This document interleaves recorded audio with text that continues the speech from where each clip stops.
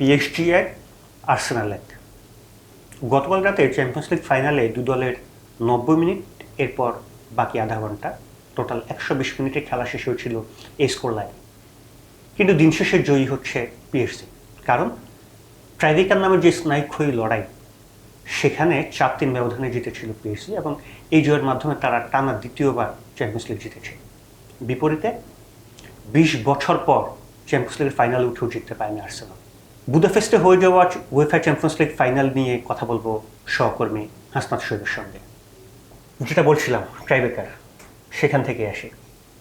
PSG জিতলো যখন আর্সেনালের মাগালাইস একটা সর্বশেষ শটটা মিস করলেন। মাগালাইস কি রেগুলার ট্রাইব্রেকার নিয়ে থাকেন বা পেনাল্টি শট নিয়ে থাকেন? আর্তেতা কিন্তু ম্যাচের পরে বলছে যে ট্রেনিংয়ে কিন্তু তারা এইভাবেই প্রস্তুতিটা নিছে। সেখানে কিন্তু গ্যাব্রিয়েল পেনাল্টি নেওয়ার প্রস্তুতি নিয়েই কিন্তু খেলতে আসছে। কিন্তু ট্রেনিংয়ে পেনাল্টি নেওয়া এবং হচ্ছে চ্যাম্পিয়ন্স লিগ ফাইনালের মতো একটা বড় মানে ইভেন্টের লাস্ট পেনাল্টিটা নিতে যাওয়া, এটার যে একটা প্রেশার, সেই প্রেশারটা আসলে তার যে শটটা নিল এবং যেভাবে শটটা নেওয়া হয়েছে এবং যেভাবে শটটা মিস করছে, সেখানে আসলে পুরোটাই হচ্ছে আসলে চাপের মুখে। এমন না যে হচ্ছে খুব খুব ভালো শট ছিল যেটা হচ্ছে গোলকিপার সেভ করছে, তেমন কিছু না। কিন্তু যেভাবে শটটা নিছে আমার কাছে মনে হয় যে এটা আসলে প্রেশারের মুভমেন্ট, প্রেশারটা নিতে না পারা, সব কিছু মিলাই জিনিসটা একটু মানে প্যাথেটিক। কিন্তু প্রেশার মুভমেন্টটা আসলে ডিল করতে পারে নাই গ্যাব্রিয়েল ওই সময়ে।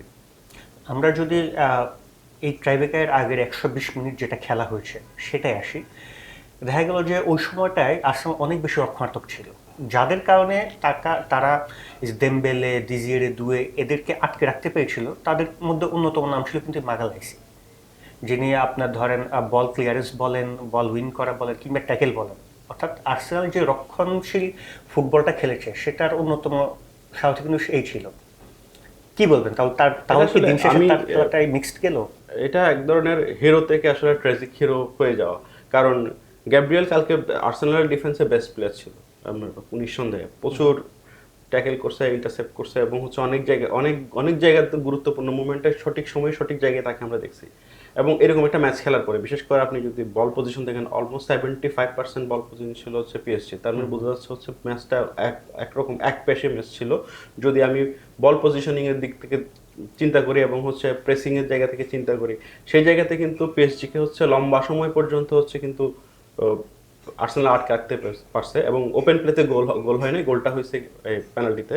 তো সেই জায়গাতেও আসলে আপনি যখন হচ্ছে অনেক বেশি ডিফেন্সিভ খেলবেন, তাহলে এই ধরনের মোমেন্ট আসবে আপনার, যখন হচ্ছে আসলে আপনি একটা ভুল করলে আপনার ম্যাচটা হাত থেকে চলে যেতে পারে। আচ্ছা, আর্সেনালের রক্ষণ নিয়ে আসলে বেশ কিছু বলার আছে। তারা প্রথম হাফে যখন একদম শুরু দিয়ে গোল করে ফেললো, তারপর থেকে এক ধরনের রক্ষণশীল একটা ফুটবল খেলা শুরু করলো।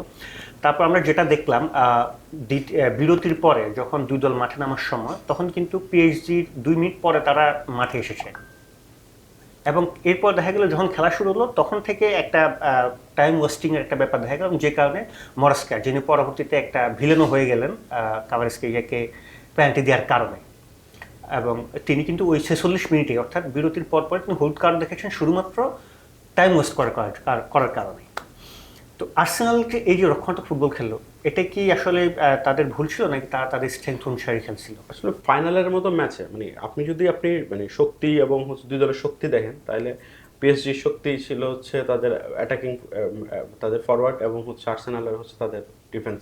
তো ওইটা কিন্তু ছিল। কিন্তু আপনি ওয়ার্ল্ড কাপ মানে চ্যাম্পিয়ন্স লিগ ফাইনালের মতো ম্যাচে কতটুকু আসলে আপনি ডিফেন্সিভ খেলতে পারবেন, সেটা আসলে একটা ব্যাপার থাকে আর কি। এই ধরনের ম্যাচে আপনাকে কিছু না কিছু জায়গায় আপনাকে সাহসী হতে হবে, কিছু না কিছু জায়গায় আপনাকে রিস্ক নিতে হবে, কিছু না কিছু জায়গায় আপনাকে একটু নিজের গেম প্ল্যান থেকে বের হয়ে খেলতে হবে, আউট অফ দ্য বক্স কিছু একটা করতে হবে। আপনি একটা গোল দিয়েছেন, একটা গোল কখনোই নিরাপদ না। মানে কোনো ধরনের খেলাতে এক গোল কখনোই নিরাপদ না, সেটা যে কোনো মুহূর্তে হচ্ছে দিয়ে দিবে। আর পিএসজি যেভাবে খেলতেছিল, যতটা চেষ্টা করতেছিল, বারবার এসে হচ্ছে এবং আপনার একটা ডিফেন্সের একটা বাস পার্ক করে রাখছে আর্সেনাল, সেটাকে বারবার হচ্ছে পরীক্ষার মধ্যে ফেললে আপনি কোনো না কোনো জায়গায় হচ্ছে ফেল করবেন। কারণ আপনি 90 মিনিট একই মোমেন্টাম ধরে রেখে ডিফেন্স করতে পারবেন না। কোনো না কোনো জায়গায় হয় কোনো জায়গায় ভুল করবেন, অথবা একটা আপনি এরকম এক ধরনের যেটা হইলো মানে কাভারেজকের মতো হচ্ছে এক ধরনের বল প্লেয়ারকে আপনি কতক্ষণ আটকে রাখতে পারবেন, কোনো না কোনো জায়গাতে হচ্ছে আপনি ফল করবেন। তো সেই ঘটনাটাই কালকে ঘটছে।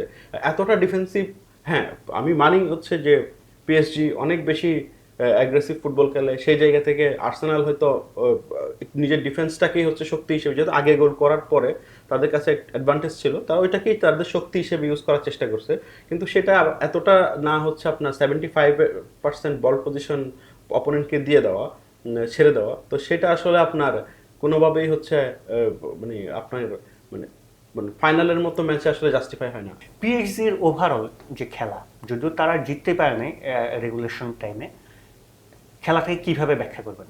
পিএসজি আসলে কতটা তাদের মন মতো বা শক্তিমত্তা মতো খেলতে পারে? তাদের আসলে যে মানে অ্যাটাকিং এ আরেকটু ক্রিয়েটিভ হইতে পারতো, মানে সেই ক্রিয়েটিভিটিটা আমরা কম দিচ্ছি। ডেম্বেলেকে আমরা একরকম হচ্ছে খুব একটা মানে পেনাল্টিতে গোল করা ছাড়া খুব একটা মানে তাকে আসলে আমরা রোল প্লে করতে দেখিনি। কাভাসকে বেশ কিছু জায়গায় হচ্ছে ভুল করছে, কিছু জায়গায় হচ্ছে ব্যাকহিল করতে গিয়ে হচ্ছে তার ব্যাকহিলগুলো ঠিক মতো হয় নাই, কিছু জায়গায় আমার মতো একটু এই ধরনের নার্ভাসনেস ছিল পিএসজির মধ্যে। দেজিরে দুই আবার খুব ভালো খেলছে, পুরো ম্যাচ জুড়ে হচ্ছে মাঠে সব জায়গাতে ছিল। আমার কাছে মনে হয় যে পিএসজি তাদের ফুটবলটা স্বাভাবিক ফুটবলটা খেলছে, কিন্তু আর্সেনালের অতিরিক্ত ডিফেন্সিভ মেন্টালিটির কারণে হচ্ছে তাদেরও একটু মানে খুব স্পেস খুব কম পাইছে তারা ফাইনাল থার্ডে। তো সেই জায়গাগুলোতে আসলে পিএসজির আরেকটু যে ক্রিয়েটিভ হতে পারতো, যে হচ্ছে যখন গোল পাচ্ছে না তখন তো আসলে আপনাকেও তো গোল বের করাটাও তো আপনার কাজ, মানে আপনি যখন হচ্ছে মানে অপোনেন্ট যখন পুরোপুরি ডিফেন্সিভ পজিশনে চলে গেছে তখন আসলে ওই জায়গাতে আসলে আপনি নতুন কি করতেছেন, ইনোভেটিভ কি করতেছেন, সেটাও আসলে দেখার বিষয় থাকে আর কি। সেই জায়গাতে আমার মনে হয় হচ্ছে একটু মিসিং ছিল, তো সেটাও আসলে ফাইনালের প্রেশার হিসেবে দেখা যায় আর কি। আচ্ছা, এই যে আমরা জানি যে পিএসজির 2024 সাল পর্যন্ত কোনো ইউরোপিয়ান ট্রফি ছিল না, যেটা এখন পরপর 2 বছর দুটো আসলো, এবং এটার সবচেয়ে বড় প্রশংসাটা দেওয়া হচ্ছে মূলত লুইস এনরিকে। আমরা দেখলাম ট্রফি সেলিব্রেশন যখন হচ্ছিল তখন কোনো খেলোয়াড় না, মূলত কোচকে কাঁধের উপর রেখে, কোচের হাতে ট্রফি এবং তাকে একজন তার কাঁধের উপর তুলে রেখেছেন, এভাবে তারা সেলিব্রেশনটা করছে। লুইস এনরিকের এই ছোঁয়া বলি, লুইস এনরিকের পরশ বলি, সেটা নিয়ে কীভাবে বলবেন?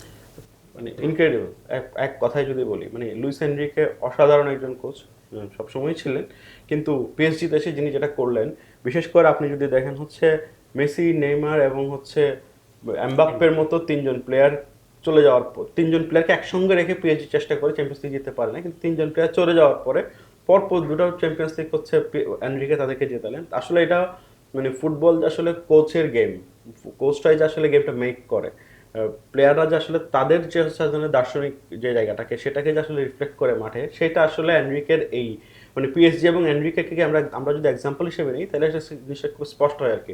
কারণ এনরিকে আসলে তার যে ফুটবলটা, তার যে স্প্যানিশ ঘরানার যে হচ্ছে তার নিজস্ব যে হচ্ছে ট্যাকটিক্যাল যে হচ্ছে আপনি যদি বলে মানে একটা ম্যাজিক্যাল ব্যাপারটা বলি, সেটা পিএসজিকে আসার পর থেকে কিন্তু পুরোটা সময় কিন্তু এভাবে তৈরি করে আনছে। তো এটা আসলে মানে এনরিকের টিম আমি যদি বলি, এবং এটা আসলে এনরিকেরই সাকসেস। ক্লাব মৌসুম শেষ, ঠিক এই মুহূর্তে আমরা আসলে পুরো দুনিয়ায় এখন অনেকটাই ঢুকে গেছে ফিফা ওয়ার্ল্ড কাপ। মানে আমরা কি আশা করবো এই চ্যাম্পিয়ন্স লিগের ফাইনালে যা দেখলাম, এদের অনেকেই কিন্তু বিশ্বকাপে যাচ্ছে, সব টিম অলরেডি হচ্ছে মানে ওয়ার্ল্ড কাপের ভিতরে ঢুকে গেছে। পিএসজির প্লেয়ার এবং হচ্ছে আর্সেনালের প্লেয়ারদের অপেক্ষা ছিল ফাইনালের পর্যন্ত, সেটাও শেষ হয়ে গেছে।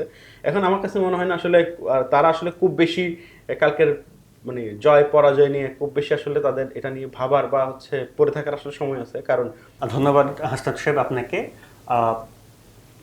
টাইব্রেকারের শেষ শট মিস করা মাগালাইস 2-1 দিনের মধ্যে জয়েন করবেন ব্রাজিলের বিশ্বকাপ দলে।